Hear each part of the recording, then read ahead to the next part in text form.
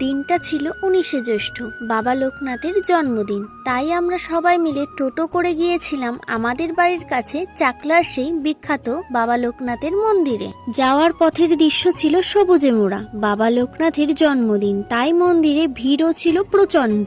বাবার জন্মতিথি উপলক্ষে মন্দিরের পাশে মেলা বসেছে। আমরা দেরি না করে তাড়াতাড়ি ঠাকুরের জন্য রজনীগন্ধার মালা ও পুজোর বাটা কিনে নিয়েছিলাম। ভিড় বেশি থাকার জন্য পুজো দিতে চলে গিয়েছিলাম। গিয়ে দেখি আজ লাইন দিয়ে পুজো দিতে হবে, তাই আমরাও লাইনে দাঁড়িয়ে পড়লাম। লাইনে দাঁড়িয়ে আশেপাশের লোকের ভিড় দেখতে দেখতে অবশেষে আমরাও পৌঁছে গেলাম ঠাকুরের সামনে। ভক্তি ভরে বাবা লোকনাথের পুজো করলাম। পুজো দিয়ে বাইরে এসে ধূপকাঠি জ্বালানোর জায়গায় ধূপকাঠি ও মোমবাতি জ্বালিয়ে দিয়েছিলাম। এইখানেও ভিড় কম ছিল না, তাই এখানেও অনেকটা সময় লাগলো, কিন্তু সময় কিভাবে কেটে গেল বুঝতেই পারলাম না।